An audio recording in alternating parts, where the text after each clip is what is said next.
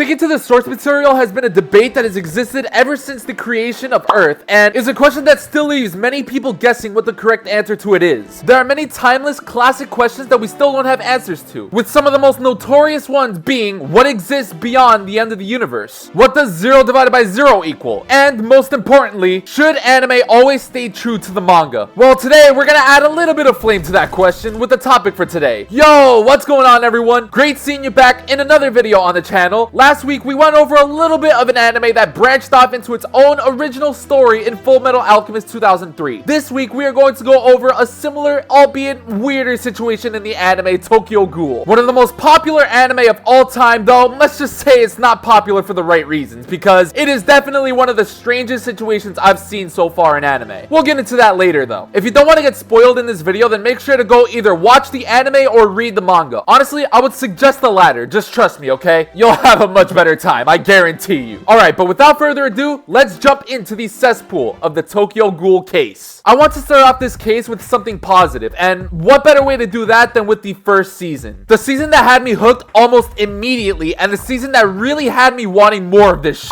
If only they could have just stayed on this path, my life would have been complete. I really appreciate this first season simply because of how suspenseful you are made to feel about the whole situation. Like, it's that kind of story where the plot literally has no clip cheats installed, alright? Shit could go anywhere it wants. Kaneki has to make like a million different choices in this first season, and each decision is probably just as important as the last. Does Kaneki want to reject that ghoul side that was implanted into him, or does he accept it? Does he side with the ghouls because that's what he has become, or does he side with the humans because that's what he originally was? Does he take the morally correct route and try to help the ghouls, or does he take the, I guess you could say, politically correct route and abide by the laws that the humans instilled on society? These are all the things that Kaneki has to struggle through in a situation that he literally had no business being in. He was simply involved because he had ghoul organs implanted into his body that belonged to one of the strongest ghouls that got flattened and blasted by some steel beams, and now haunts this man anywhere he goes, making him doubt any decision he ever makes. Ghouls or humans? Kill or spare? Take a shit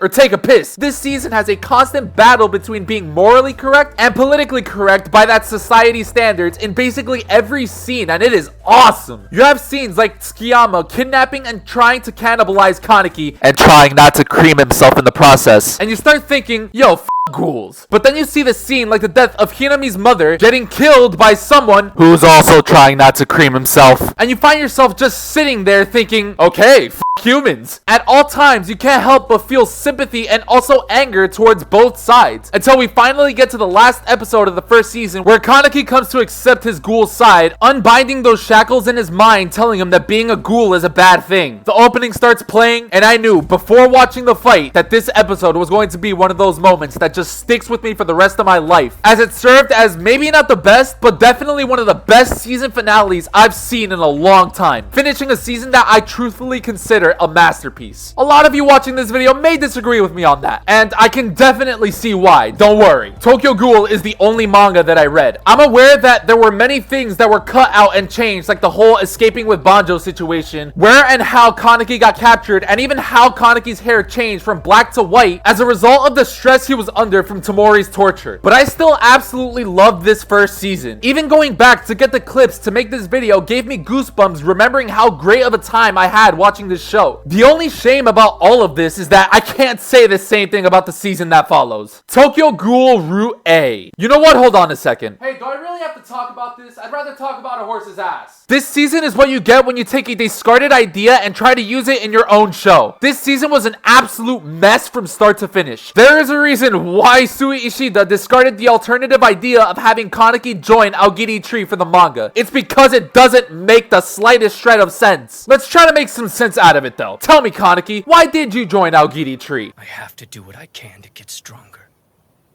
That's why you joined Aogiri.